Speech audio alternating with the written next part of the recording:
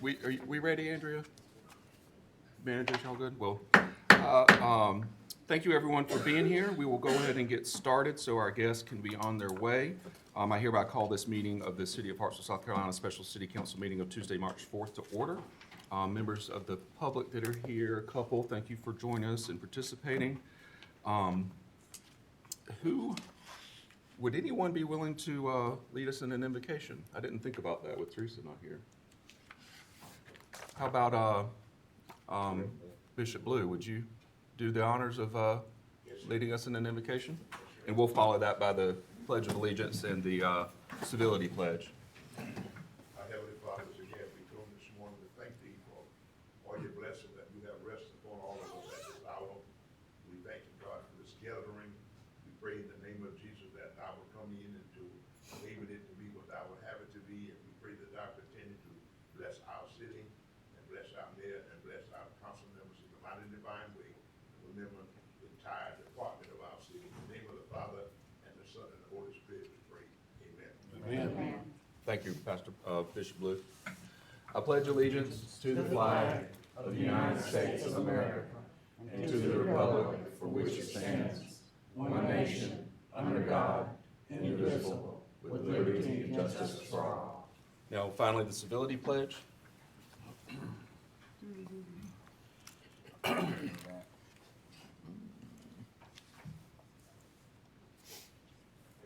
I pledge to build a stronger and more prosperous community by advocating for civil engagement, respecting others and their viewpoints, and finding solutions for the betterment of my city. All right, thanks again, everyone. Thank you to Bishop Blue for the invocation. Also, everybody give an extra thanks for the safety of our firemen, because we had 3 structure fires early this morning, and everybody's good still. Got those taken care of without injury. So that brings us right to our presentations. The Boudreaux Group is here. We're glad to see you again, and I'll leave it to you.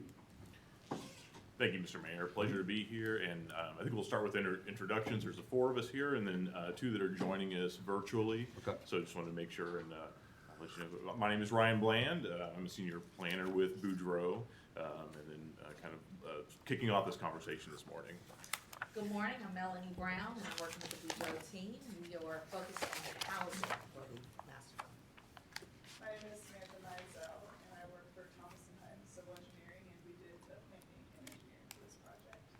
Good morning, everybody. My name is George Schaefer. I'm an architect with Boudreaux and have been focused on some of the architectural character for the Catalyst developments. Great.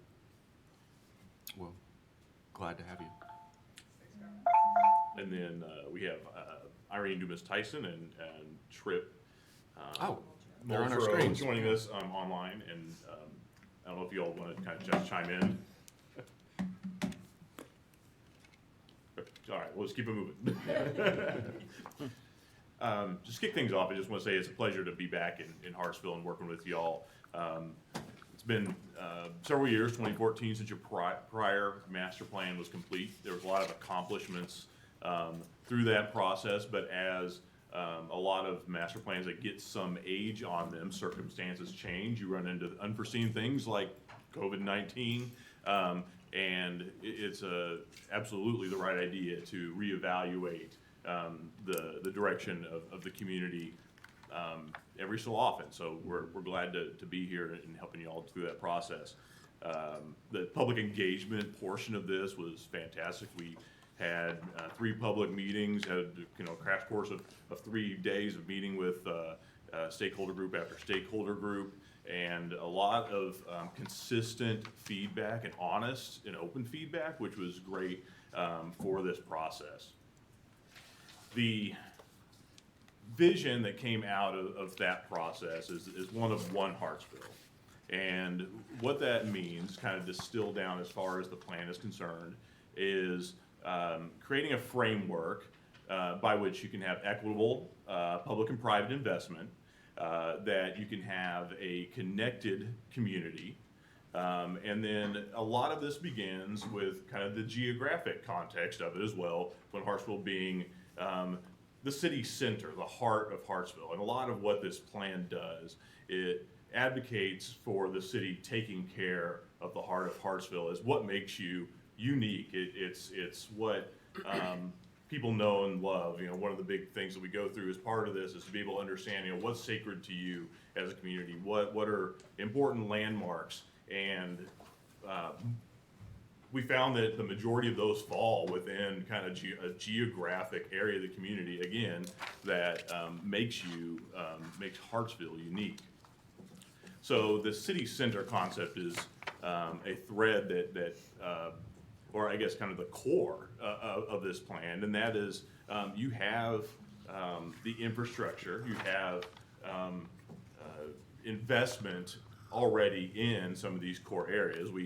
The map you see here, we could have taken a number of areas, but kind of the centers of activity that we discussed with folks, we put a walking distance bubble around Pride Park, City Hall, and the Governor's School as some examples, and you can see they all overlap. They're all within a reasonable geographic distance of each other, yet there are still some things that can be done within that area. You have the capacity to continue to grow that city center and to work on and within your existing assets.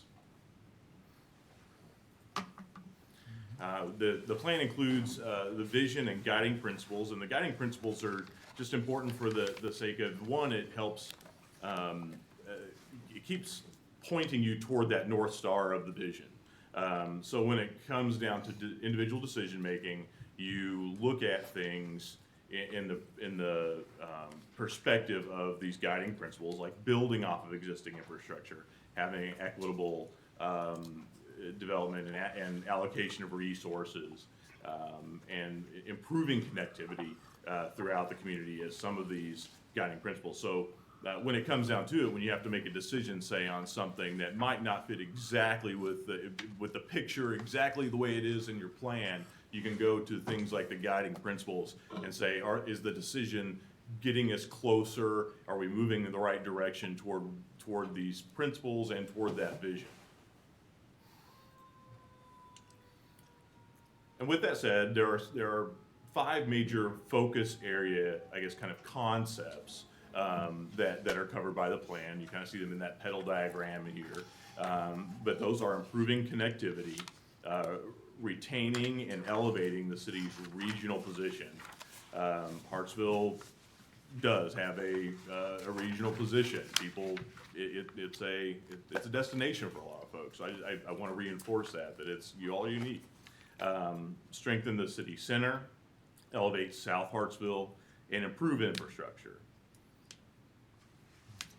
And within the plan, there are key investment areas identified within that city center from which you can build. You have a couple of significant properties that are under city control that can be catalysts for both public and private investment moving forward. And so a couple of the specific areas addressed here are the 4th Street and Railroad area and the 8th Street and Marion Avenue area where there are city assets.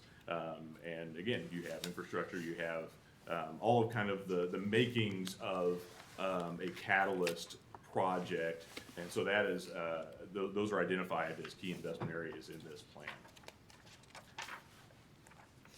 With that said, I will turn it over to my colleague George to start going through a little bit more of the specifics. Yeah, our team is really pleased to present a vision for the 2 catalyst areas that Ryan mentioned, starting with the district that emanates from the intersection of 8th and Washington Street, seen here in plan. We feel like this is a really ideal spot for a catalyst project for South Hartsville, in part because it has a very strong east-west connective artery that can become the bridge beyond 5th Street to 4th Street for this area, but also, again, because of the city-owned property at the corner of Marion and 8th Street. The vision for this area for our team is really a multi-generational neighborhood that is community-focused for the area of South Hartsville. And when you look at this plan and the renderings that support it, that are coming in a second, please just be reminded that the vision for this area really embodies all of the guiding principles that came at the beginning of the document, such as a balance of adaptive reuse and mixed new housing that's much needed for this area, streetscape improvements that improve connectivity, accessibility, and safety in this area that's also paired with much needed stormwater improvements, the inclusion of prominent green spaces both at intersectional thresholds but also within individual neighborhoods. And ultimately that the concept is that this isn't just about providing housing or housing projects, but creating neighborhoods and communities. And part of the way to do that is to organize communities around shared community space. This vision that you see here in this rendering is of the South Hartsville neighborhood infill site that on the corner of 8th Street and Marion, and really shows that housing can be designed to front and activate community spaces for families and individuals. And as that concept begins to extend out to connect toward 8th Street, you can see how the architectural character that we're proposing and envisioning for this area is both in alignment with the character of South Hartsville, but also sets the tone for future development, houses with front porches that activate vibrant pedestrian zones, and connectivity out to 8th Street to some of the amenities such as Pride Park and others in this area. And those guiding principles are also very evident in how we envisioned a new entertainment district in the area, Catalyst area adjacent to 4th and Railroad Street. Again, using the same guiding principles, activating uses, adaptive reuse of existing structures like at the Gin Mill warehouses, new single-family and townhomes, mixed-use development, and new buildings that actually support an entertainment, arts, and culture district that is a part of your city center.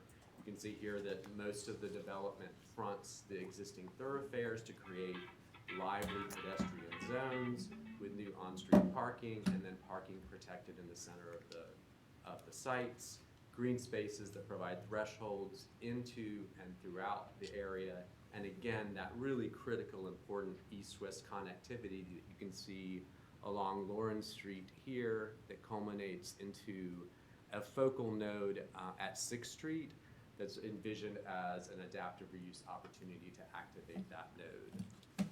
You can see that space depicted in this rendering. So again, really highlighting the idea that these streetscape improvements are critical. They're not just intended to be ornamental or experiential. They're paired very much with the idea of stormwater improvements to create that safe, accessible, lively zone that connects from South Hartsville to becomes a bridge to the entertainment district and is very much a factor that allows for one Hartsville to exist.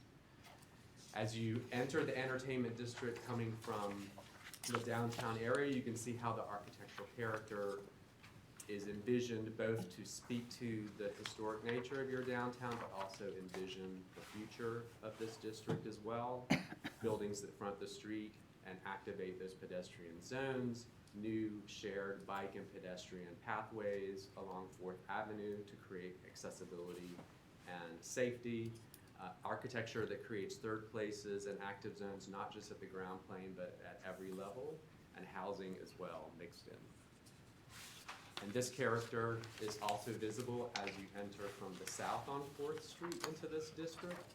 And our vision for this is that the architecture and the type of public spaces that you see depicted in this imagery not only sets forth a character and a roadmap for you moving forward in terms of development, but also gives you the opportunity to capture some of that economic leakage that Tripp will be speaking about.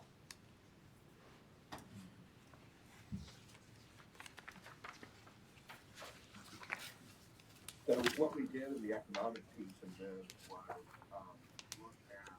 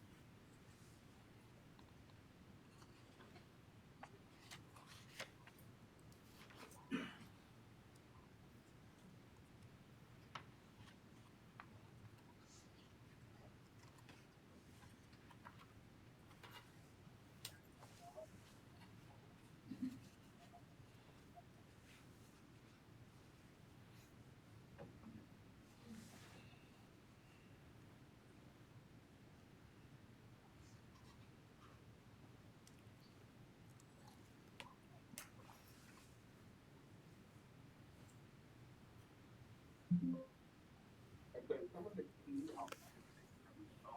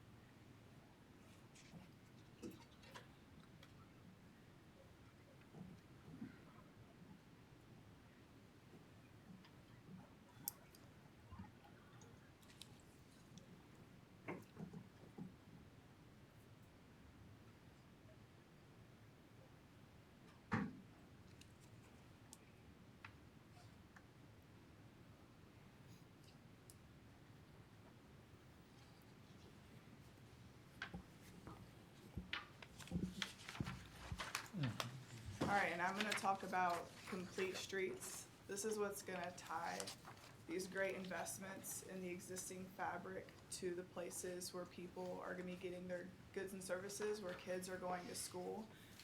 There's just a great opportunity for the future neighborhoods to feel connected to downtown Hartsville, and any other future investments in the area. And so when we think about the streets, we need to think about what types of streets need to be improved, because not every single street is going to be treated the same way. In complete streets, we're going to review the definition that we have outlined in the appendix. And do you guys have the appendix on hand? You could flip to page 46. Okay. And then we'll reference an example a little bit later. So, complete streets are roadways designed and operated to provide safe, accessible, and efficient transportation for all users, regardless of their age, ability, or mode of travel. So it's really important that families, pedestrians, cyclists, it's not just about the vehicle getting from point A to point B, that everyone feels safe, especially in South Hartsville neighborhood where there may have not been opportunity for those improvements in the past. We need to make it a priority for it to be the next opportunity for people to feel safe on the South Hartsville streets. So we really focused on those residential streets, but then beyond that, larger connections. So we've got 3 types of streets that I'm gonna go over. If you wanna go to, nope, that's the correct side.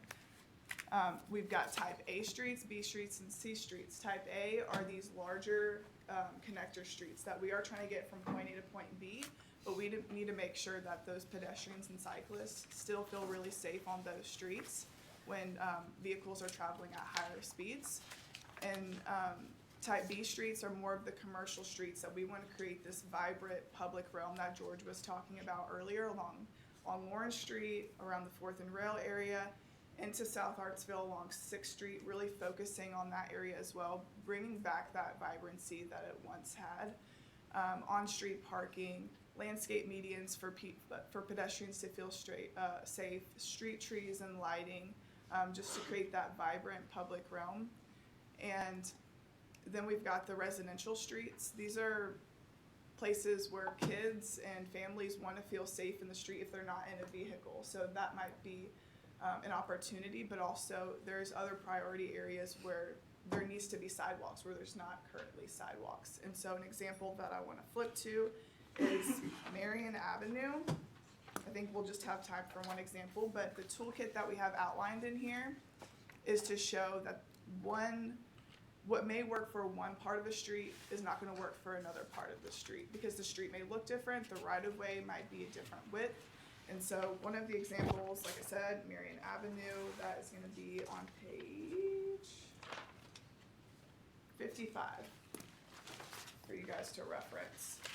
So we felt this was a great opportunity to connect the existing Marion Cemetery to Pride Park, to feel that great connection within South Hartsville. You can see that there's a 40-foot right-of-way, so in a scenario like that, you know, this could be a great catalyst when that infill happens, the timing of that street improvement along Marion. We can have street trees, lighting, create this vibrant public realm, and then as you move towards 6th Street, you go to a 25-foot right-of-way. So the town would need to explore opportunities to have maybe a 5-foot easement just for the purpose of getting that sidewalk for pedestrians to feel safe. And there are other examples I do encourage you guys to really look through. But just for the sake of time, I think we'll move on to housing. Good deal. And so housing, we heard a lot from community. We heard from your employers, from your seniors, your retirees, your students, your workforce, that housing in general across the board is definitely a need. And so in the plan, we wanted to make sure that we were presenting you with a few things. Number one, how do you go beyond housing and you look at creating self-sufficient communities? So that's one that you'll see in the plan. And then number two, housing choice. And choice for, regardless of where you are in that stage of life, we wanted to make sure that you had many options in your plan to account for that for your growing community. And so with that, we have just 6 housing goals that quickly I want to cover with you all. You have a lot more detail in your appendix there in regards to different housing strategies. But number one is really looking at how you can establish housing policies to meet everyone at their different stages of life. And so that's looking at how you can be more, how you can optimize the subdivision of your infill lots within your neighborhoods, how you can incentivize more infill properties. And when we say infill, missing middle, it's more so like a duplex or a triplex or a single family home that has a attached or an ADU, accessory dwelling unit within it. And then we're also looking at how can you identify areas that are well suited for more higher density multifamily. I think if you can be really, really strategic on where you place your multifamily around your employment clusters, it'll really begin to meet your workforce need and your employer needs in a very strategic way. Third is really how you identify redevelopment opportunities that are well suited for transitional, seniors, disabled, veterans, across the board. There are opportunities throughout this community as well. And how you can also ensure transportation connectivity and future residential. And so my colleague Samantha just really talked about that importance of that connectivity throughout your communities. Number 5 is really how you implement supportive programming. So now that's going beyond the housing and looking at creating self-sufficient communities. And then number 6 is really how you exploring different supportive housing tools. It's one thing to have these great plans, but how do you actually implement them, and what are the specific tools that would be needed to jumpstart and get started in the housing direction? So you'll see that in more detail in your appendix.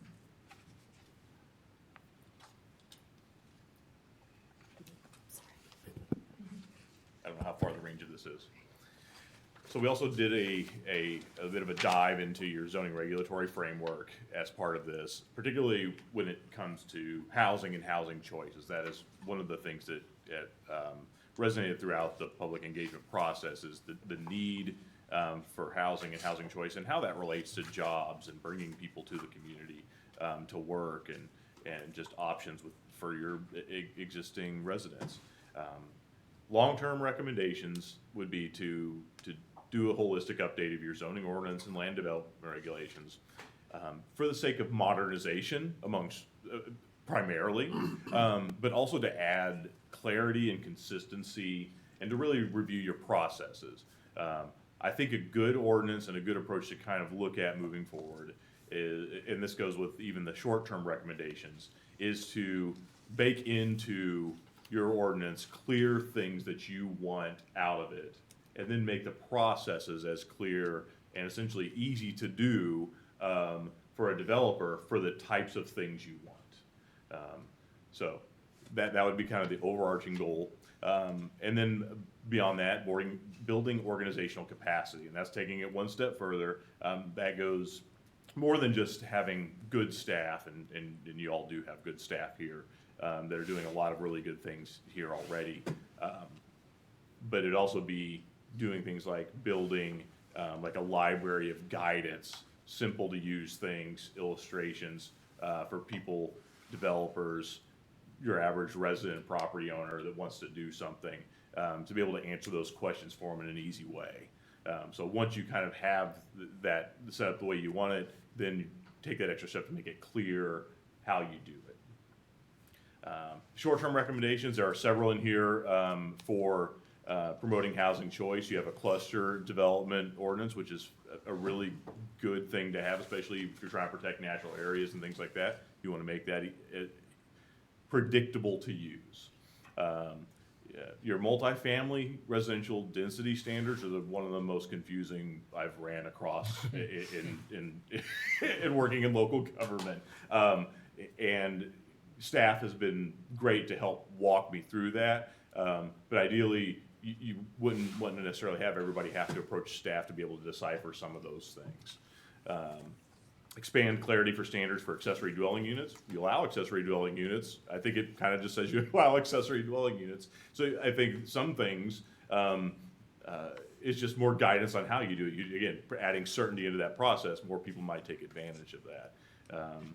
Minimum lot size for 2 family dwellings in the R1 district. There are a number of things you can bake into that to ensure that type of development is the way that fits appropriately, but particularly within the kind of the core of Hartsville,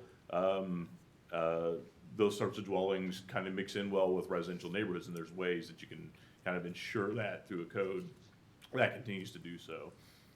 Again, providing technical assistance, an infill housing guide with some of these concepts I think would be helpful.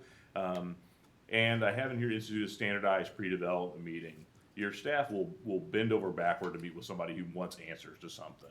A lot of times, only developers know to ask.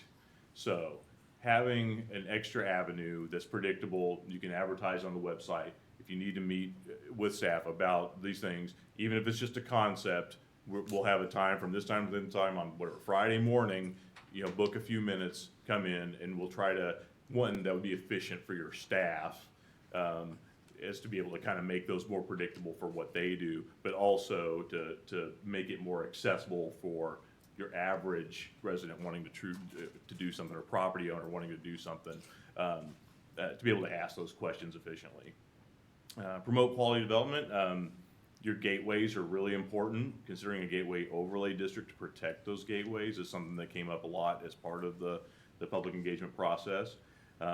We'd also like you to think about a flexible review district. So you already have a planned development district, but the state that's one of the only things in the state code, one of the only zoning types in the state code that has a real specific kind of narrowly tailored use of it. A lot of communities have moved to this flexible review district, which is a similar concept. It's a negotiated district that you can bake in minimum requirements into, but allows you some flexibility on creative ways to approach development. Some of these things, some of these concepts proposed by this plan may require that approach. And then finally, maintaining quality housing stock. One thing that came up a lot during the public engagement as well was rental registration. It's not something that will fix property maintenance issues across the board. It will. It is a means of making property owners more accessible for enforcement activities, building relationships, those sorts of things from staff to be able to have an active avenue of conversation and quick response to certain issues if they were to arise. And with that said, Irene, we have the Athenian oath. Do you want to cover this? I'm looking at you, or do you want me to read this off? No, I think because we really want your questions and some of your input, but I think the last line of it,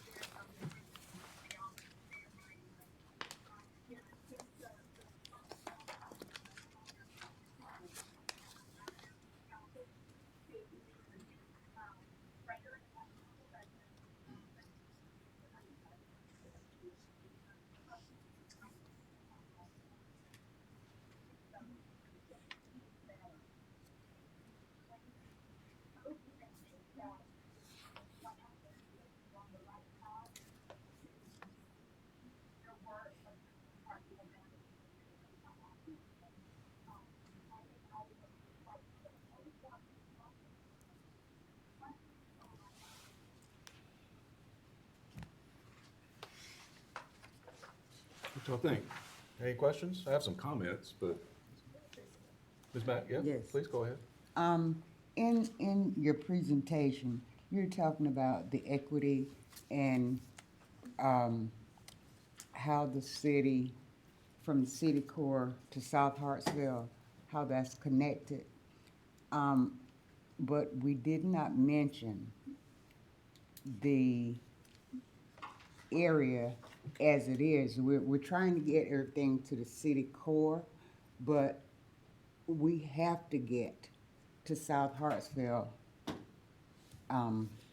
very, very soon, because we've seen this type thing since 2009. And to see any major accomplishments in South Hartsville, we don't see. And I wanted you all to understand what I said when I was in the meetings when you were here before. Whatever happens in the city core and over on 4th Street, that does not affect the quality of life in South Hartsville. It does not make the bridge, it just doesn't do it. And I want you all to understand that. It does not do it, and it's very complex in nature. So you heard from residents, but you heard from residents that there are some things that they don't know and they don't understand, and we have to focus on getting that done and getting that done very quickly. Not in the next 5 to 7 years. We're talking about, right now. And I want you all to understand that, because our tax dollars are the same as everybody else's tax dollars. And we pay more tax dollars in South Hartsville because there's no diminution of the taxes for dilapidated buildings. So the city collects that. And I want you all to understand that when you take those tax dollars and move them in any other community, and we can't see the return on on our investment, we pay taxes. Heirs pay taxes. So I just want you all to understand the equitable part and the revenue part, that cannot wait. So I just need you to understand that. I need all of you to understand that.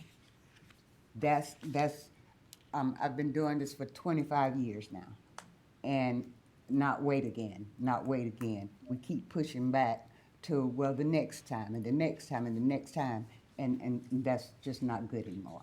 And so I just want to voice that, and I hope you all understand. I'm not upset with you all as much as I am upset with the losses that South Hartsville has to take because of the things that are done. So South Hartsville deserves to come up, and they deserve to come up now. Okay? So that's what I want to express, the importance of that. You're talking about 4th Street, but South Hartsville, at this point in time, it's just too much has been done with the tax dollars that have been taken out of South Hartsville and not reinvested back in South Hartsville. So I just want you all to understand that. I appreciate your viewpoints, but I'm just, it's time. Well, Thank you very much. Thank you. Yeah, thank you, Ms. Mack. If I could, Brian or someone, could y'all put the slide back on the rendering of the, Asian area in Washington District? The plan, yeah. So if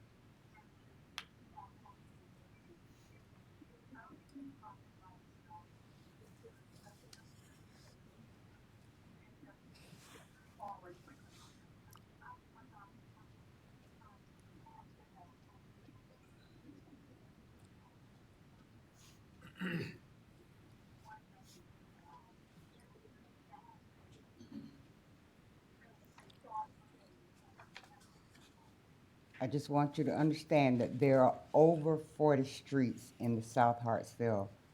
And among those streets, those tax dollars are being spent elsewhere. And so that's what I'm talking about. This, I see this, but will I ever see this come to life? That's the type thing I'm talking about. Well, So we'll move on. Yeah, and my comment was, I hear your charge, and that's our charge to implement this plan. And I hold that as our responsibility.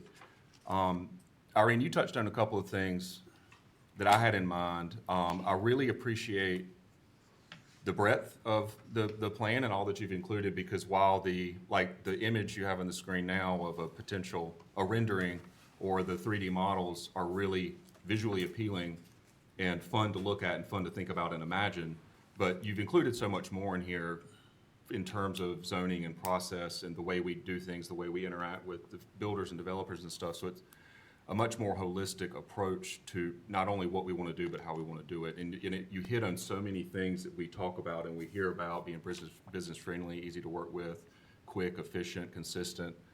These goals we have, so that we know both what we want to do and what we want to be and how we want to get there. So I really appreciate that. The other thing that went through my mind over and over and over again was being reminded of the quote that Hartsville will never reach its full potential until all of Hartsville looks like the best of Hartsville. And this plan goes so far toward that goal. And that would be a forever goal. It takes consistent work and investment. And again, it's worth pointing out too that while the South Hartsville redevelopment and 4th Street Railroad redevelopment are two sort of keystone projects or marquee projects, there's so much more that we intend to do around town, including all parts of the city, East Hartsville, and the entry corridors that surround us. I think that's all I want to say. So I wanted to say thank you for that and putting this together to both inspire us and to give us the charge of what we need to do to make Hartsville the place we want it to be for our citizens and ourselves. What else does council have to say? Are there any other questions? No, I gotta say one thing, based on, the photos around, you guys did your job around Hartsville. I recognize some of the streets and areas that you went through, so, good job, alright, thank you. I'd also just like to thank the Boudreaux Group for all the work y'all did in helping us make this a better Hartsville. The analysis, the renderings, the countless hours of time y'all spent preparing this for us. We appreciate it. Thank you so much. This will be some great information we can use moving forward to make this city better and achieve the goals we have for it. Thank you, Councilor. Let us know when we can hire a truck.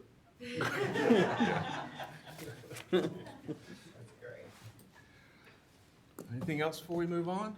Thank you for your comments and somebody on Well, the, no, if I could, I just want to thank y'all for this opportunity because, we have worked with you before. Every time we work with you, we don't. And sometimes why we do what we do, we have to work like because there's so much, that, they could happen and it's just our heart, so that's our heart. We're following through. That's our heart. That's our heart.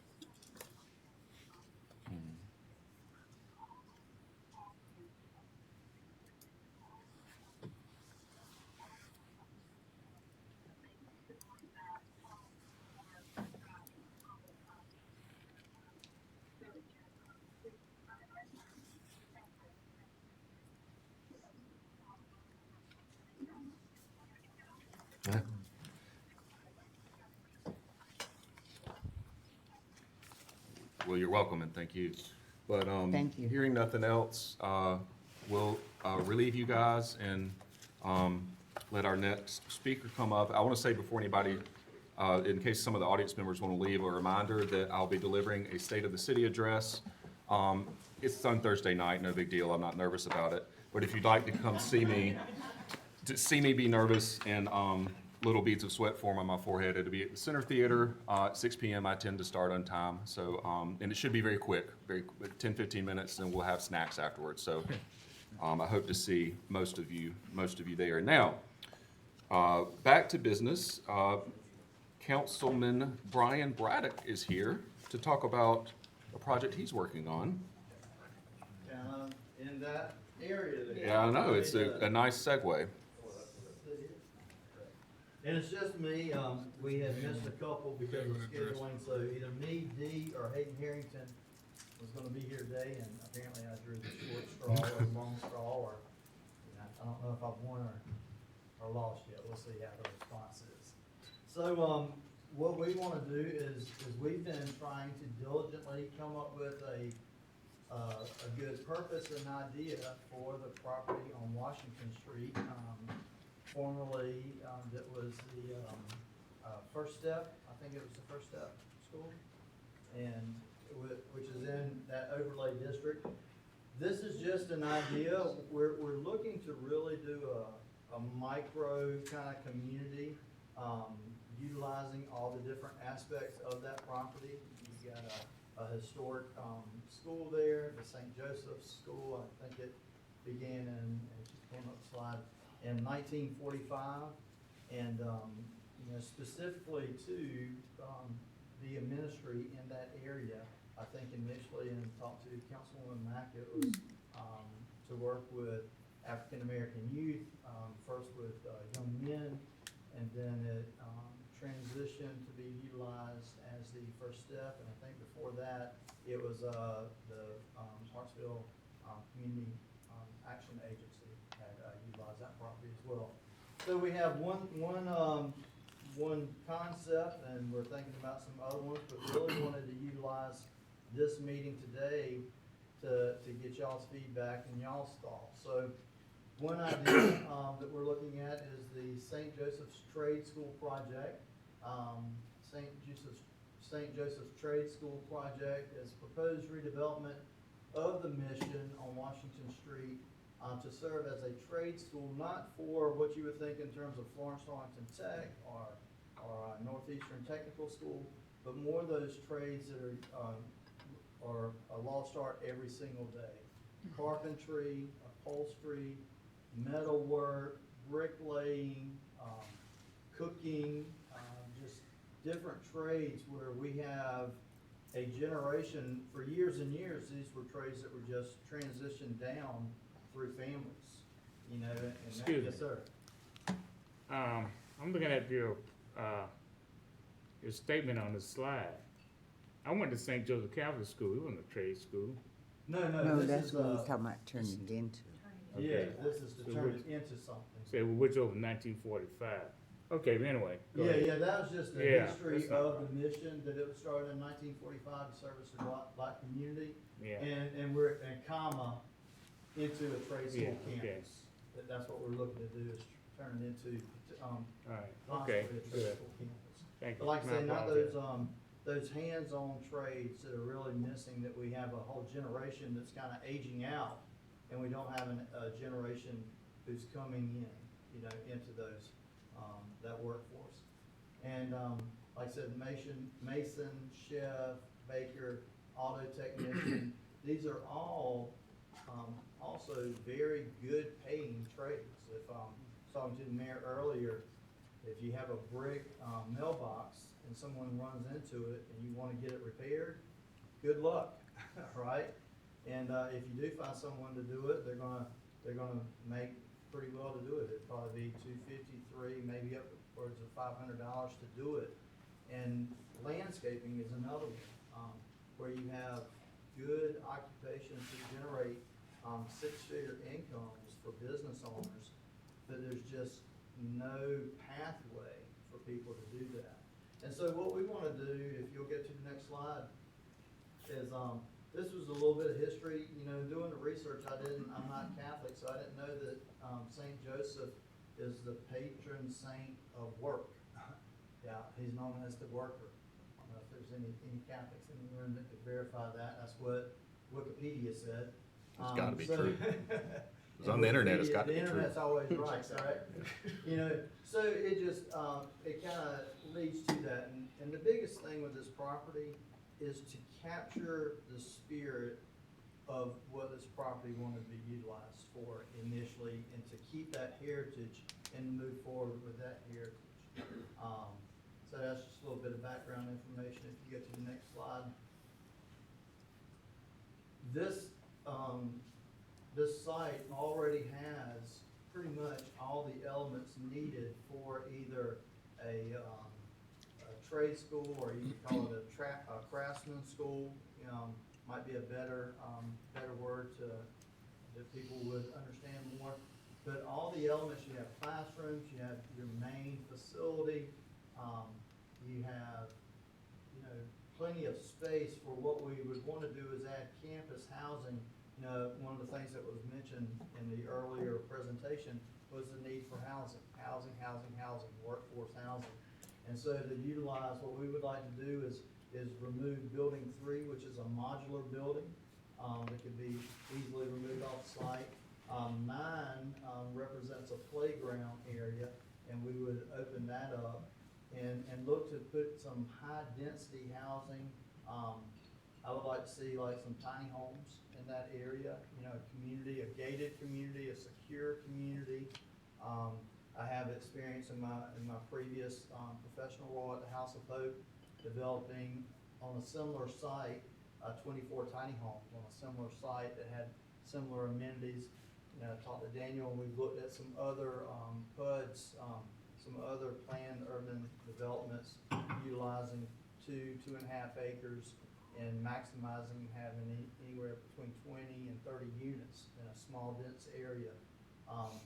We would like to take out building number 1 and building number 4 potentially, to open up, you know, traffic flow, and just open up where you'd be able to, building number 4 is a concrete building.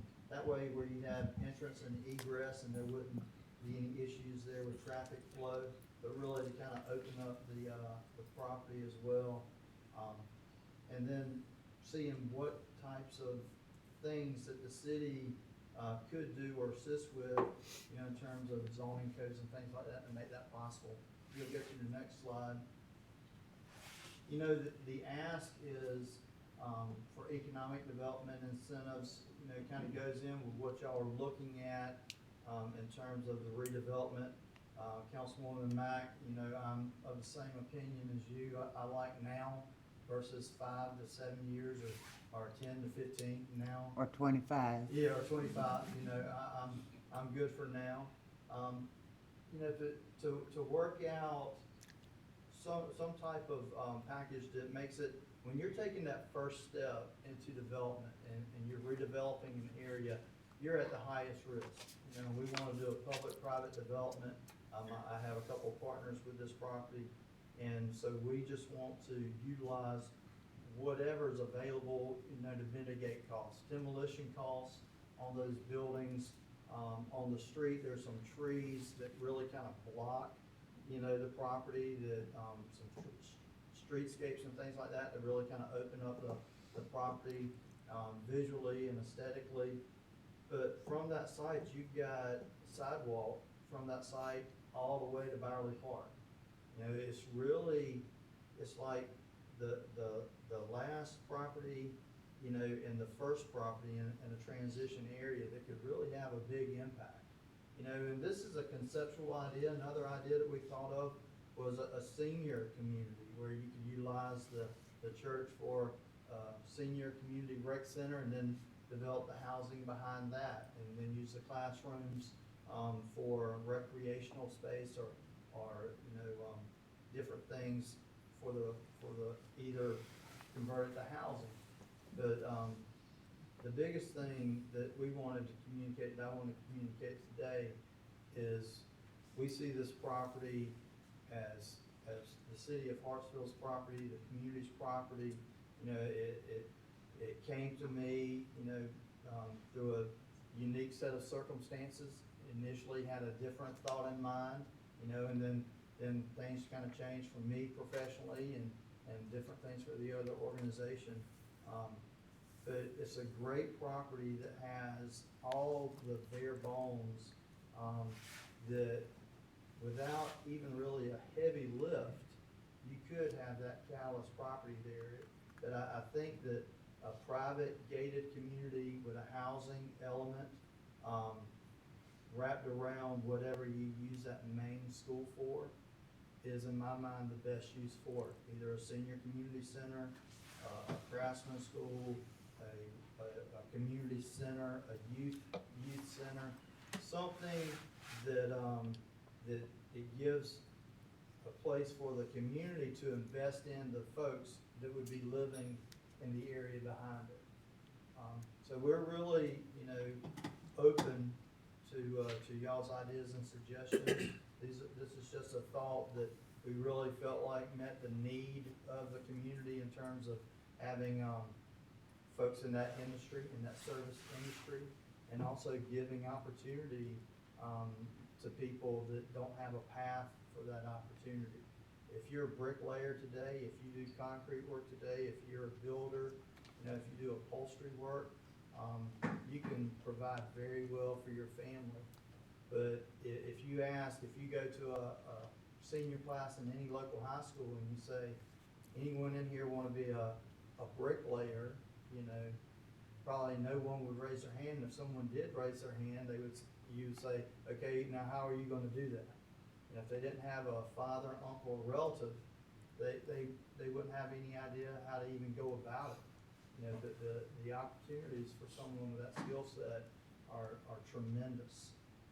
And then if you would couple that skill, that craft with, teaching how to make a business plan, how to apply for a loan, financial peace, some life skills, utilize some of these other classrooms to have life skills, combined with your mind or your hand skills or your other abilities, talents and abilities, then you could really be taking our youth and giving them a leg up, to be beneficial to their own family, but also beneficial to the community. It's very cool. My favorite thing about the prospect of a craft school is that you're creating small business owners that will live and work here, start businesses, and serve this community and the people that live here. But in addition to that, it occurred to me that, you think upholstery, the occasional car seat or dining room chair, but we've also got a boat factory in town, and they employ upholsterers. So there's some really neat tie-ins with that concept. A very cool idea. I'm excited for you to continue to work on it, the different iterations of how you're putting this together. Can I ask a question now? Yeah, please. I was going to say questions. Yes. Mr. Braddock, did you all talk about or think about transitional housing? Because at the first we talked about it. We talked about some homeless housing. Oh, homeless, you know, people come from, they have a network. So they tell you get off at exit 164 and come to Hartsville to our homeless shelter. So instead of a homeless shelter, I'm talking about a transitional shelter so that you can take people that may have situations. You know, if your house burned down today and you have insurance, if your family, your church, or your friends don't take you in, then you're just out there because you gotta wait. So if I would like to see something in there that would allow for that. I've been to Road Up on Fires, and people have no, you know, they have nowhere to go. And then the person that's there, if that's not their address, then they don't get to get any funding from the Red Cross and that type thing. So it leaves people, you know, in a transitional state. If we can take them into that, my uncles were major craftsmen. And right now, we have Bryson who? Just Mr. Douglas. Max, him and So Rico. so that's the thing. That is a lost art, and that will help bring people up to a level where they can make money. But it's also seasonal. So you have to factor all that in as well, because seasonal work, carpenters and brick masons, is seasonal work. And so when they don't work, they don't get paid. So, you know, all that needs to be considered. Thank you. Thank you for your point. And Mr. Braddock is pretty uncommonly qualified to build out transitional housing. So talking to the right guy. And just, we don't know, I don't know what's available, you know, in terms of through the city, through ordinances, through incentives. You know, I know that y'all have some different things, but, you know, really, I don't have a specific ask other than to open up a dialogue where we can, you know, come to you with an idea and y'all can say, okay, you're for it or you're not. Mm-hmm. Or you would like to see it different, you know, different aspects to it. And then, you know, this is what we can do, you know, to take some of the edge off, you know, so that the investment can be made and get these houses built. Well, I take that as my follow-up, is to work with the manager on addressing, you know, 1, 2, 3, and 4, because we do have, you know, incentives. Incentives are, we're recommending some changes to amplify our incentives, so that's a shifting kind of thing.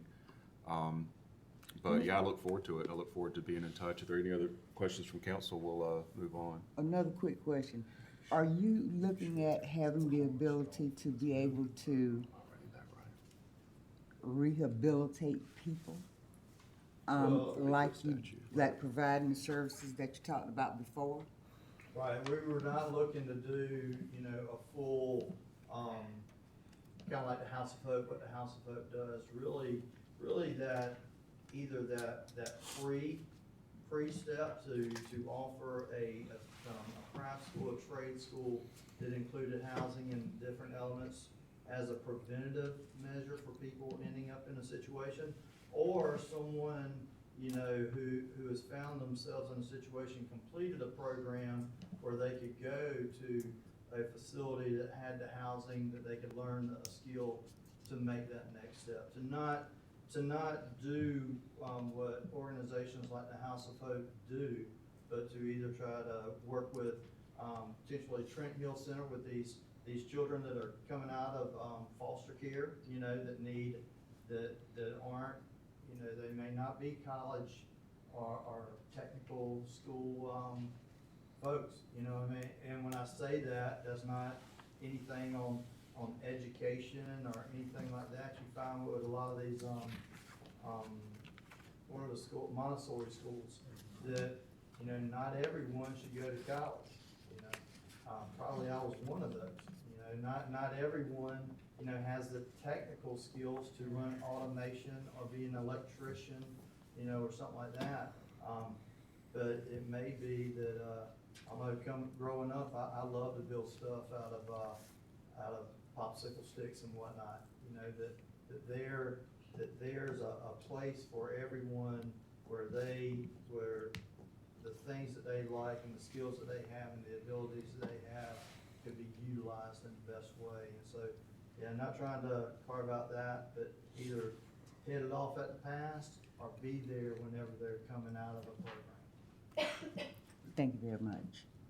Anything else? We'll move on. Well, hurry up and get started, because what I told him is I've been trying to get a brick fence repaired for 3 years, so let's get it going. Thanks for being here. Appreciate it.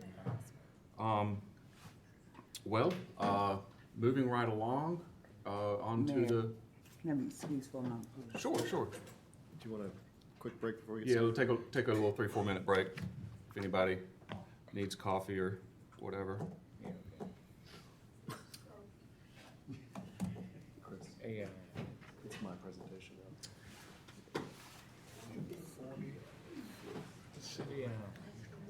city don't own that property on it. 2,000 foot. With lights on it. Blinking lights. And the buildings on. In his presentation, they need to put a number on the building, it's all wrong. Well, I'm glad she's going after somebody else. We'll hire you again. Are you leaving? You're still at Thomas Hut, right? Everybody she stops, she comes in town. See, man, we Catholic school kids, we get upset by you. Had nothing to do. But I know I've seen the young man at least 3 times since the meeting. I wish they'd stay. That's what it is. And all she's in the street saying is, my God, who is that guy? It's not on. Who do you think he is? Tell me how I get his. Yeah. You gotta be careful when you say about them careful St. Joseph now. Oh, I'm dead too. Yeah, I can't play that. Hey, bro. Nah. Yeah. Now, Hey. you already know. But you know what it is.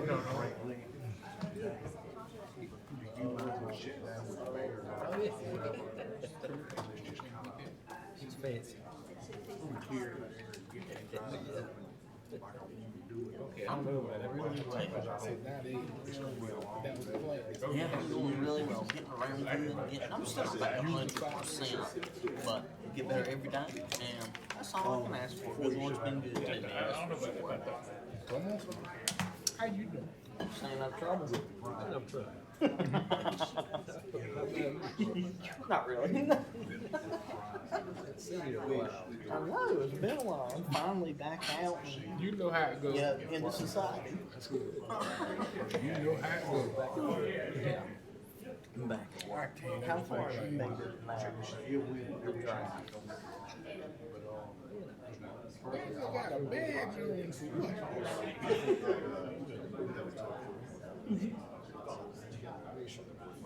Oh, I know. I mean, it's a lot. I've got like 30 pages in. It's a lot of really good info. It's way more than we got right now. Didn't mean to hit you. I'm good. Daniel and Poland went to the breakfast. It's pretty good. I mean, it's about what you expect. I mean, didn't get a whole heck of a lot of specifics about what's going on in Columbia, but When I felt the chamber already gets too much of my money. I'm not spending those tickets through the annual meeting, but I'm not going to all that other stuff. yeah, I mean, I didn't expect much. I had a brief conversation with Cody, and I was like, okay. Yeah, I understand.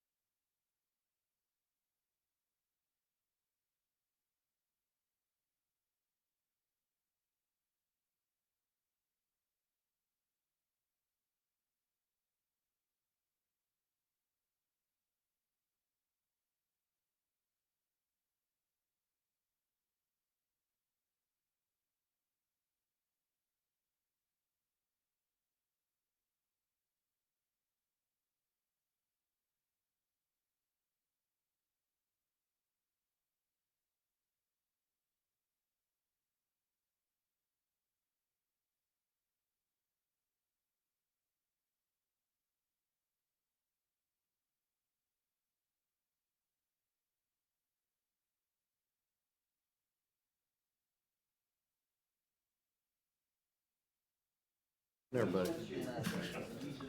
Going on that would interest that crowd. Pete took a seat. All right, we're back at 7. You didn't hit it. We'll get back onto the track of the agenda. Yeah, Mr. Manager, do your thing.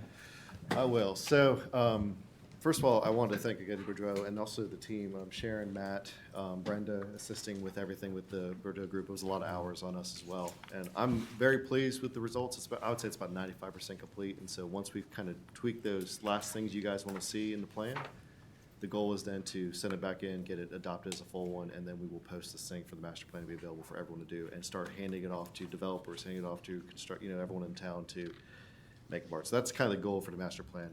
But here we are at Strategic Vision. We have had quite a few meetings this year.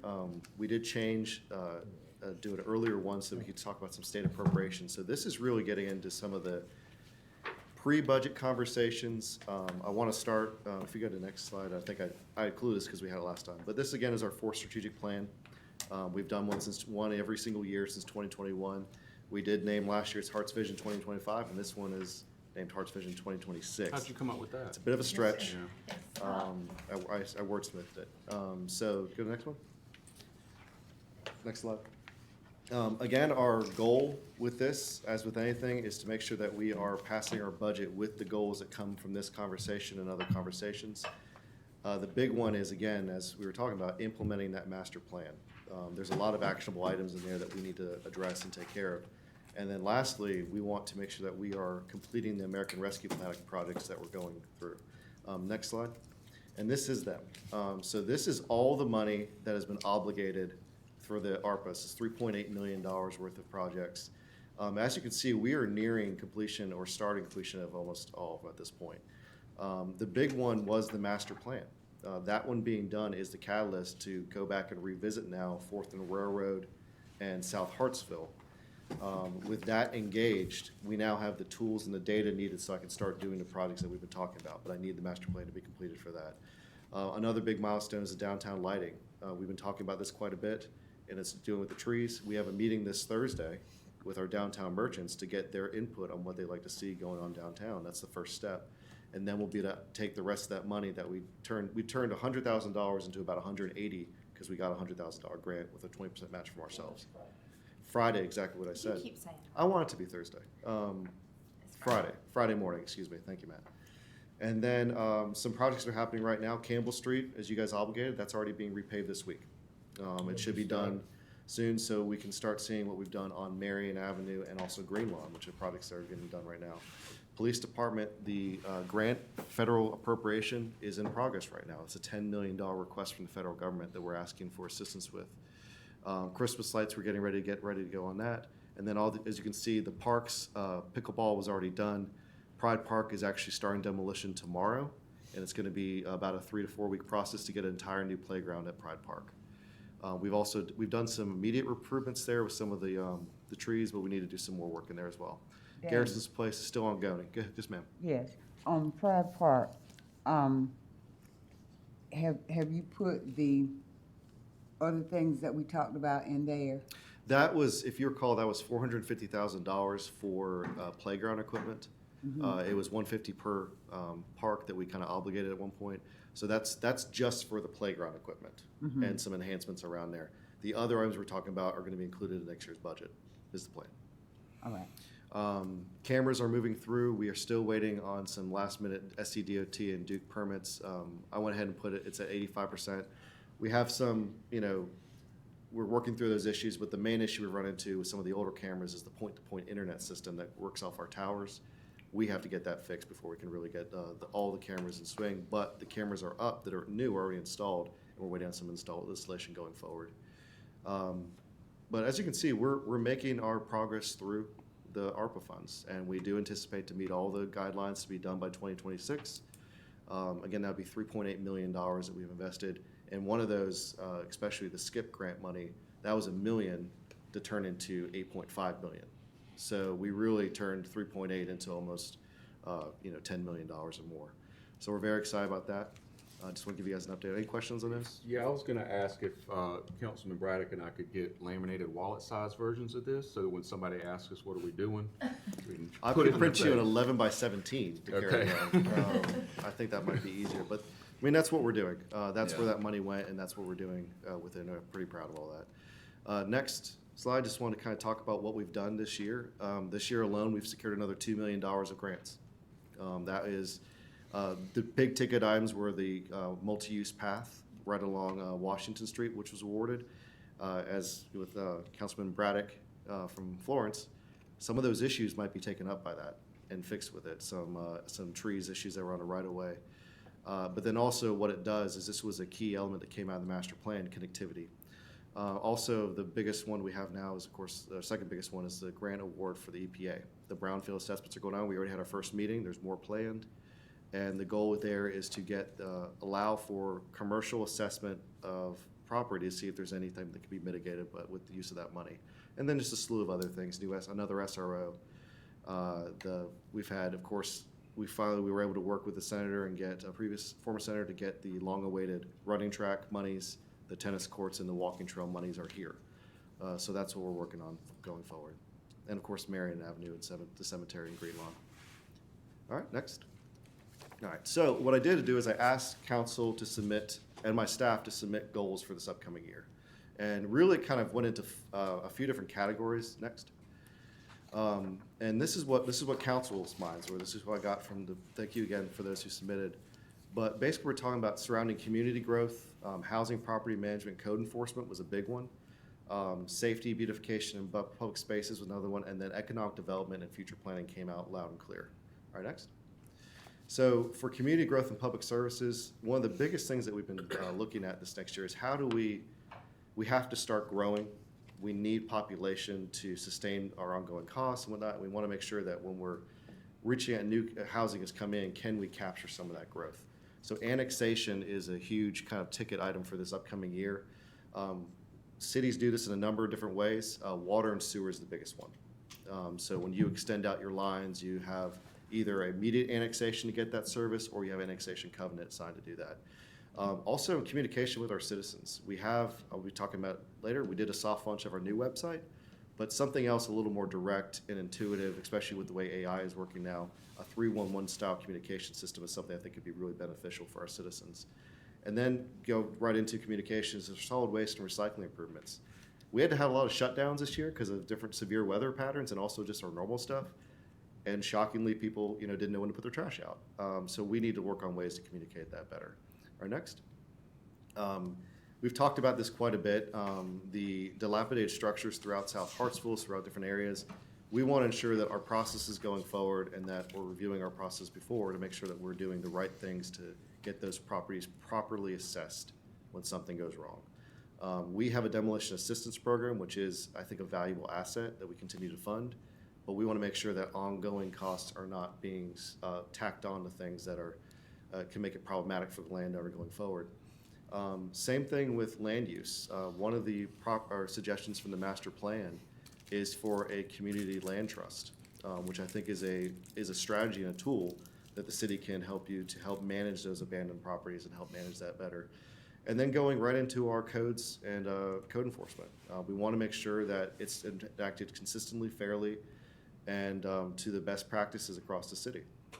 And then the next one, as you heard before, landlord and tenant accountability. Rental registry is a conversation we need to have. Florence has done one. It is met with some consternation. However, I think it is a good way to ensure that we are meeting the obligations for our residents for safety reasons. All right, next.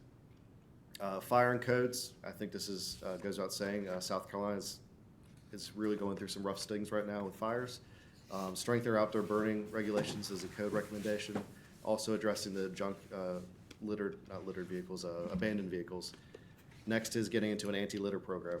I don't know if it's the wind this past year, but we have had quite a bit more litter on the ground than we need to. And again, I want to thank Brenda. I think she stepped out, but she's organized with the city for community cleanups the last few times. Barbara Caraway's been involved with that too. And so I think this last time we had the most staff and people participate. Butler Academy brought out their gifted and talented kids. So I think it was one of the best ones we've had. I would love to not have to do those though.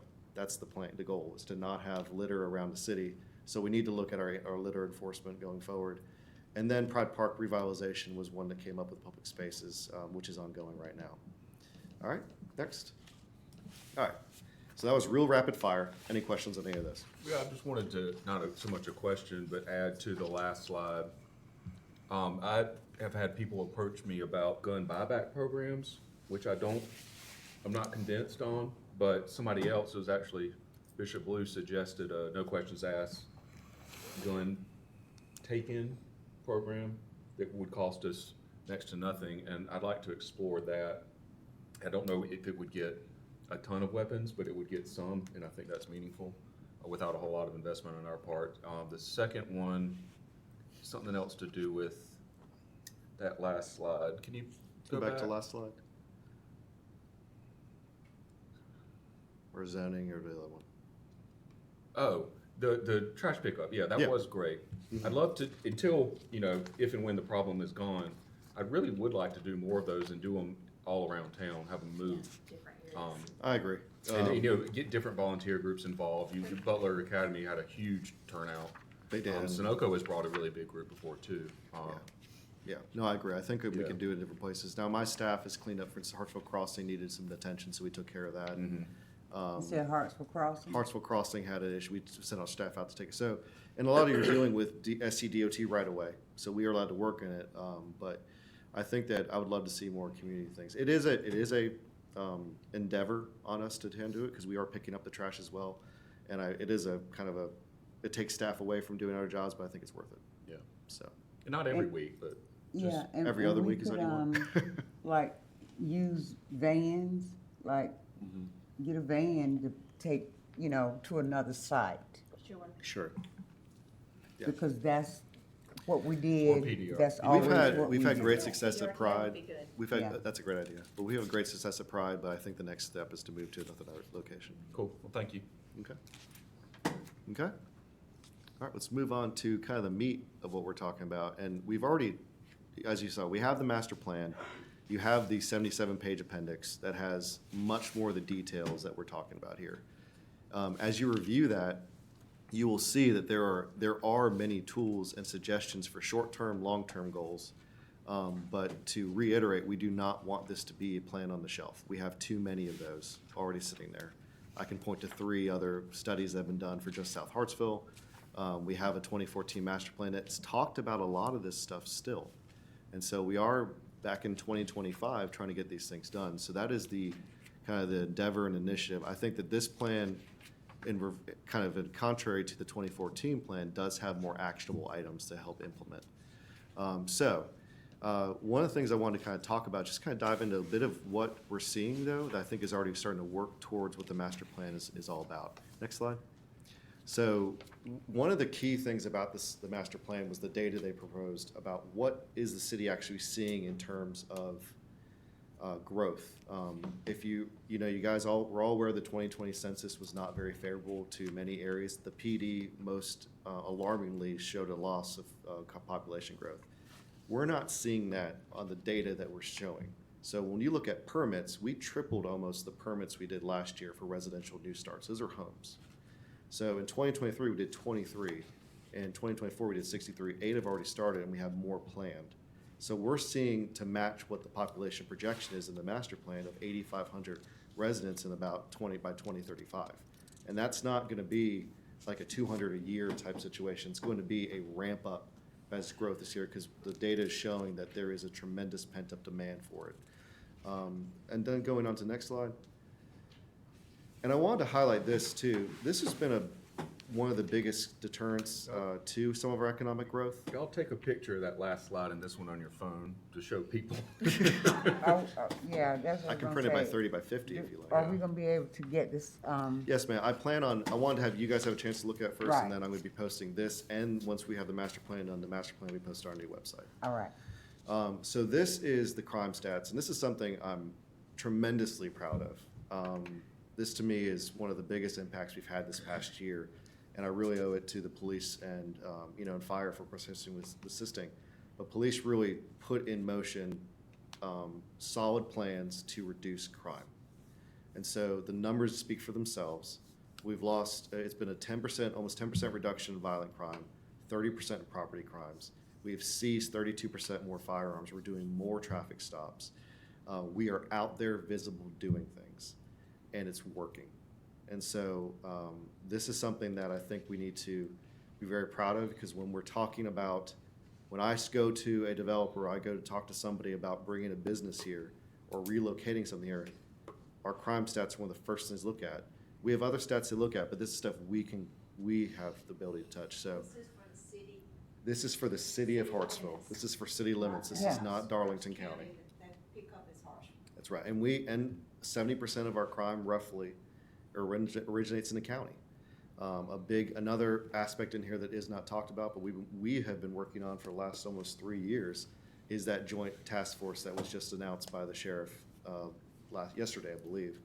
But it allows us to jurisdiction around our city to help offset some of those things. So this is excellent for what we're trying to do, and this alone, I think, is giving people peace of mind. And I think if you're familiar with what it was a few years ago, and the gunshots you heard, it's been quieter this year. And I think it's the thing, I'm not even gonna knock on wood, because we keep on doing it. So we're proving that we can do this. So this alone is something that's really gonna assist us going forward. All right, next. And then I just want to put up, we did launch a soft launch of our new website. It's just a fresh look. It has an increased online presence.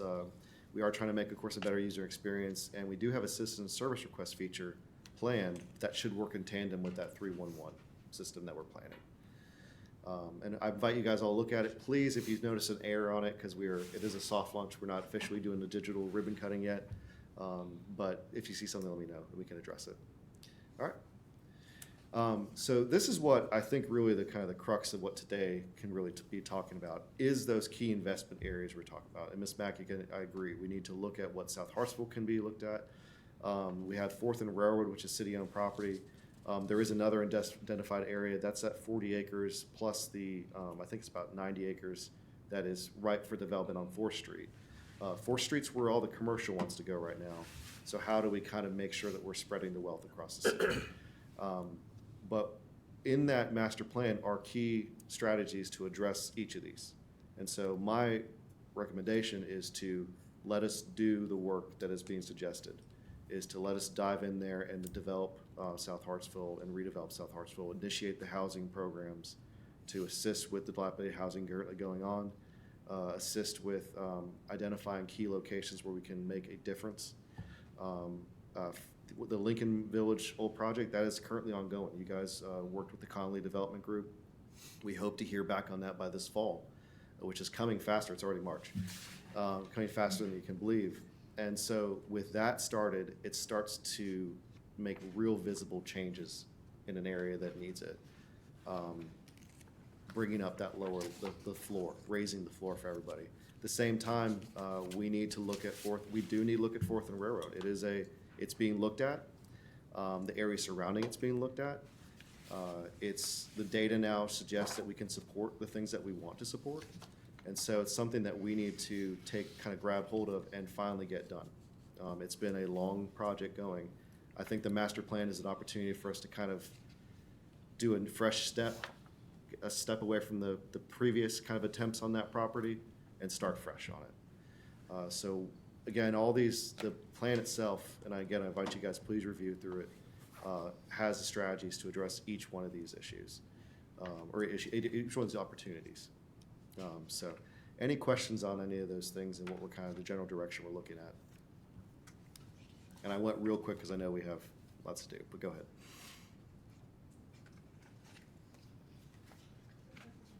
You said any questions on any of the slides? On any of the slides from before, if you want to go back, Chris. Yes.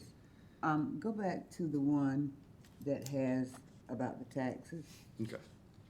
That's going to be your second one on the council. Keep going. Again, stop. Okay, so I have right now in my possession property that had been condemned and ever since like 2001. Mm-hmm. And the property owner paid the taxes over from 2000 to 2009.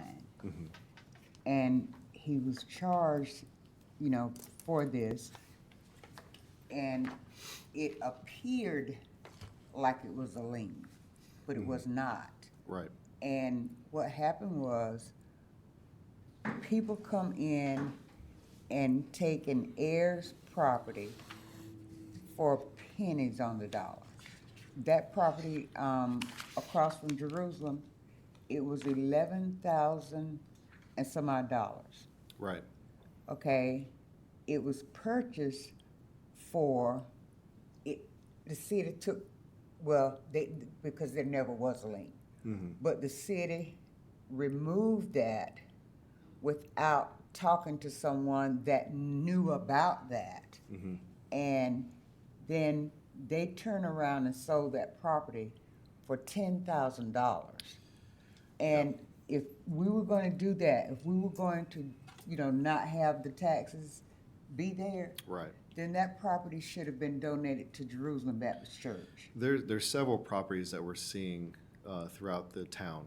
Yeah. And so one of the biggest, I think one of the call to actions with this item directly is, and this was, this is what you've submitted, but the idea is that we have to make sure that we are adhering to the policies that we've put in place. Right. So when we assist with a demolition, for instance, right now, the responses that we give them, they get a copy, we get a copy, the county gets a copy, to ensure that there's no lost communication between it, because you don't want to have errant taxation on buildings going on.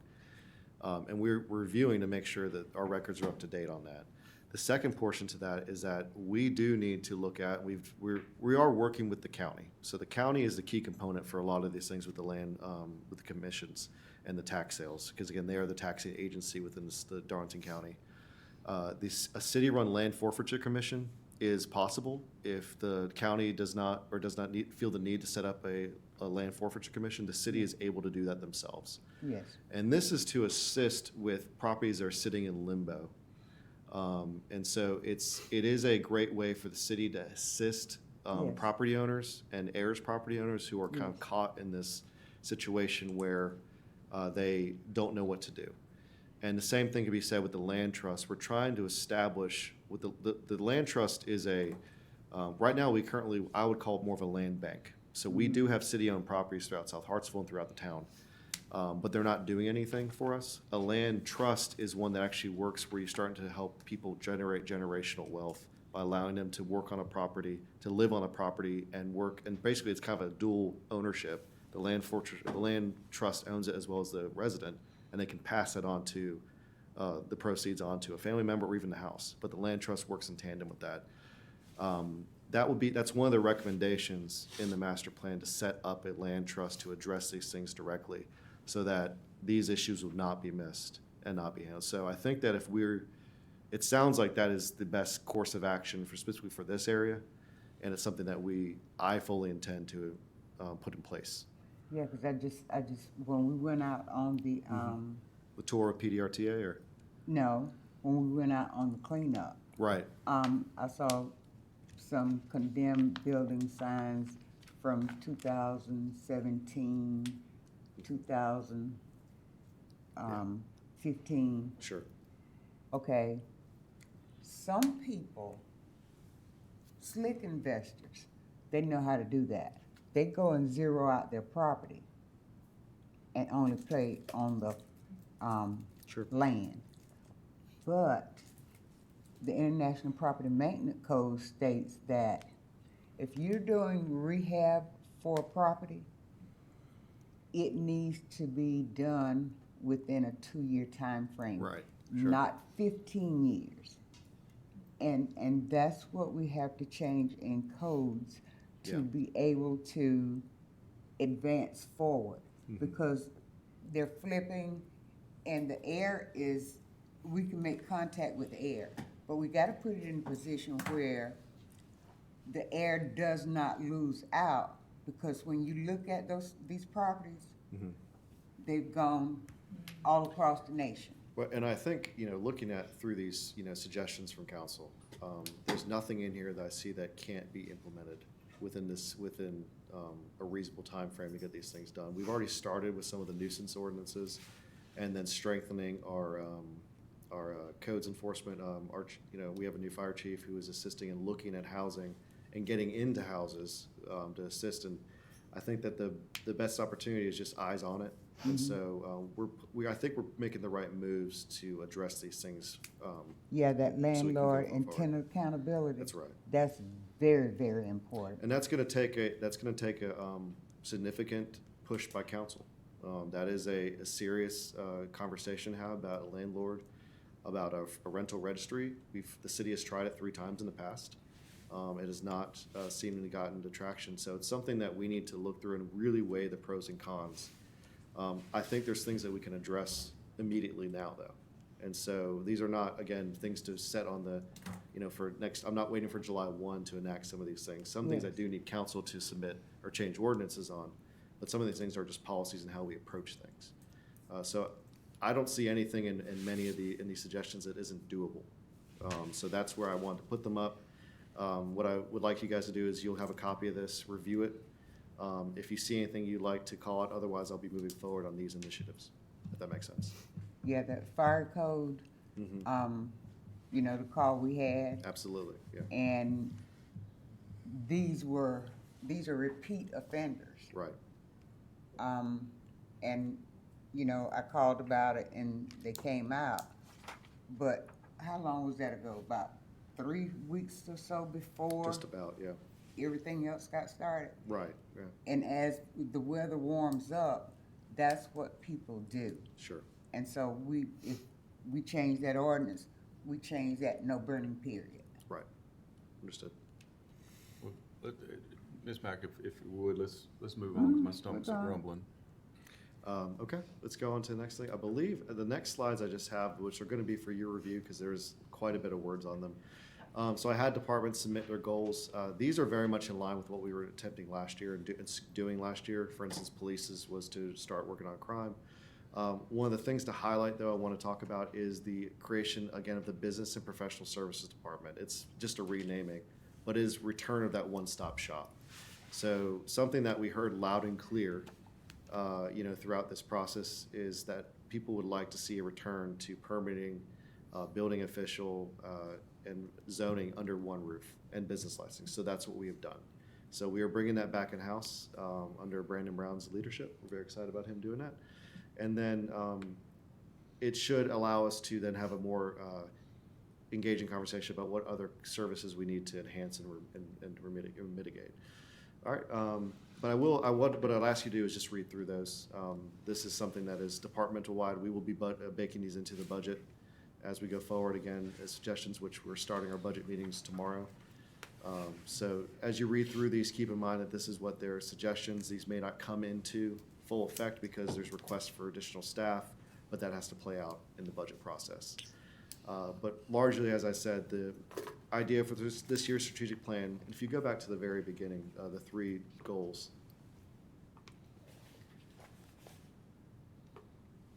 One more. Yep, one more. Again, there you go. That is largely what we're looking at this year. We've already met quite a few times, like I said, talking about what we need to do, but this is ultimately what we plan on doing this year. Any questions?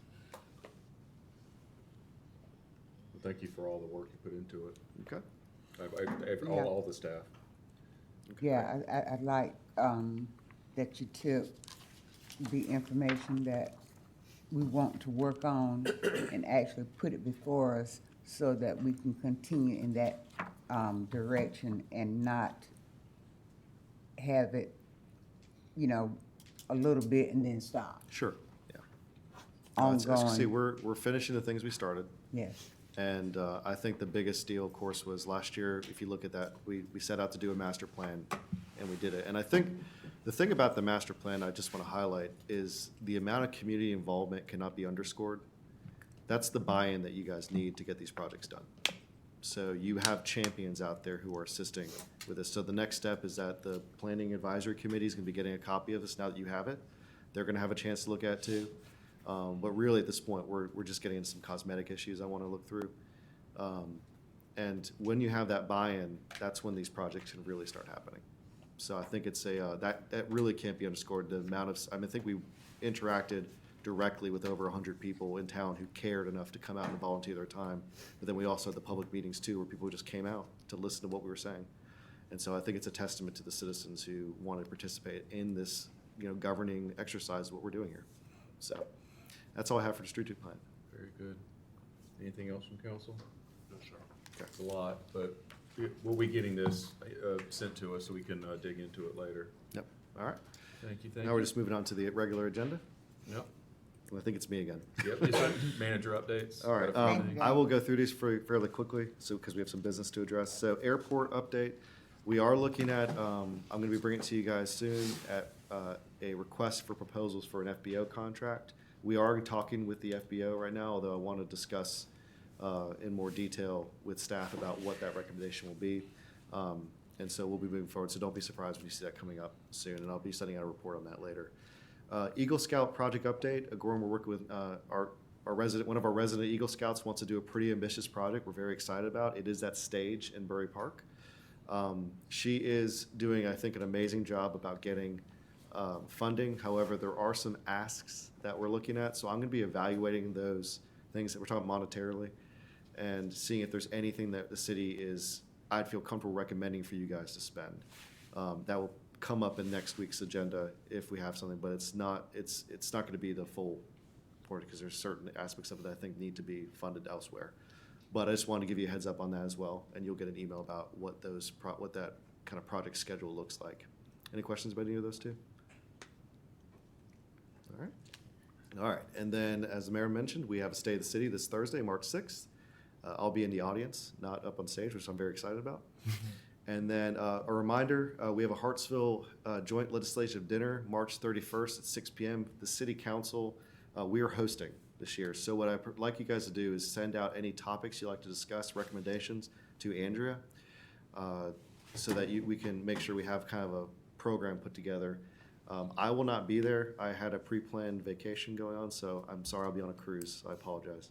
But I think our staff will be able to handle it, taking care of it. So. Yeah, I'll be expected to present something, so if you have any ideas, I'm all ears. I could just read my State of the City again. You could do that. You'll have a captive audience. Yeah. And we're feeding them, so I think that's important. And also, thanks for everybody for agreeing to be on stage with me at the State of the City. I think that's going to be cool. Yeah, it's going to be really good. And a reminder to be there just a few minutes early so we can start on You got time. that brush? Get tomatoes thrown. Your weekly reminder, their SC Ethics Commission economic interests are due by March 30th by noon. Do not forget. And I've already covered my legislation items, so I'm ready to move on to business. Okay. All done. Thursday gonna be streamed. Do we have the capability at Center Theater? I'm not sure if we do. We will be working on our potential. We're doing it Center Theater, which is limited in what they can do because of. We're gonna record it, but I don't know. We're if gonna we can record live stream it. Streaming is what I meant. We will record it though. We can record it and then upload it efficiently. We can upload it, we can record it and upload it, but I don't think we can stream it. Okay. And then we'll release the text Yeah. after it to the public too. Okay. That's all. Ethics. Ethics. You got one other. You want me to say it again? Yeah, you said it already? Submit your ethics Okay, report, I'm Kenzie. I didn't hear it, sorry. That's all right. And then that's all I have, Mr. Mayor. Okay. Well, great. Any questions before we move on to new business? Councilman Hungerpiller had another commitment he had to excuse himself for. But we'll move right along to new business. Item 5, first reading of ordinance 4487. Mr. Manager, if you would publish it by title and presentation for the record. Yes, sir. It's an ordinance authorizing exercise of a purchase option agreement and other matters related to thereto. This is approval of the land adjacent to the wastewater treatment plant. We negotiated to purchase a portion of that, 39 acres. I believe it's 16 acres. And we did negotiate a contractual price of $32,500. There is still outstanding the survey, which we plan on having completed, and then it's ongoing right now, I believe so, or is it already completed? The survey for the, okay. Gotcha, that's right. And so then the next step is that, and then the closing costs. Cool. So. I'll entertain an ordinance to approve entertain a movement to approve the first reading of ordinance 4487. Mr. Mayor, so moved. Second. Have a motion and a second. Any discussion of this ordinance? Questions before we take a vote on the first reading? All right, all those in favor of approving the first reading of ordinance 4487, please indicate so by saying aye. Aye. Any opposed? The ayes have it. First reading passes. Item 6, Resolution 03-2501. Mr. Manager, if you would. Yes, sir. It is the approval to authorize expenditure from the City of Hartsville Utility Fund balance for repairs for Black Creek Pump Station, to Black Creek Pump Station. To present, this is a project we've been working through with U.S. Water. We noticed that one of the pumps was down. All lift stations have 2 pumps that operate on a kind of a sequential service. They turn on, one turns off, and one of the pumps is down. Now, this pump, this lift station rather, is the most critical lift station in our repertoire. It is, it takes on all the sewer that then goes onto the wastewater treatment plant, so millions of gallons a day. So this pump is critical. We do anticipate being able to actually recoup the cost very quickly. Duke Energy would like to send us additional gallons, and I had the number wrong. It's actually 50,000 gallons extra a day. Is that all? That's it. And so with that being said, we would pay for this almost within the first year, just by doing the cost there from their increase. And so what we're looking for is to get this moving so we can get this pump replaced as soon as possible. What's the price tag? I had it right here. Hold on one second. Let's Matt, get do a you have that motion right? first. Entertain a motion to approve Resolution 3-2501. Hold on one So second. moved. Have a Second. second? Motion and second. Any other, Mr. Braddock's question and any other ones that we have from council? This was interesting when we did this and we were looking at what they gave us for it, because the installation was, until again, they're working, they're like, we can't tell you how long it would be, and I was like, well, they at least need to tell us what their hourly rate would be, so we Right. can determine who's the best Right. cost for this. It's 46,000 for the pump, then an additional 13,000. But Duke will pay that appropriate amount. Yep. So 59. All right, anything else? We'll take a vote. All those in favor of approving Resolution 03-2501, please indicate so by saying aye. Aye. Any opposed? The ayes have, I'm not opposed, I've got my hand confused. The resolution passes. Somebody's gonna take a screenshot of that too, just put it all over Yeah. Facebook. All right, I would entertain a motion to enter executive session pursuant to SC Code 4 Section 3470A12 for discussion of the city manager's performance evaluation, discussion of negotiations incident to propose contractual agreements for the transfer of property, and discussion of negotiations incident to propose sale of property located at 146 West Carolina Avenue. Do I have such a motion? Mr. Mayor, so moved. I have a second? Second. All right, all those in favor of entering executive session pursuant to SC Code 4 Section 3470A12 for discussion of the city manager's performance evaluation, discussion of negotiations incident to the proposed contractual agreements for the transfer of property, and discussion of negotiations incident to the proposed sale of property located at 146 West Carolina Avenue, please indicate so by saying aye. Aye. Any opposed? The ayes have it. We now stand in executive session. Thank you, staff and guests, for being here today.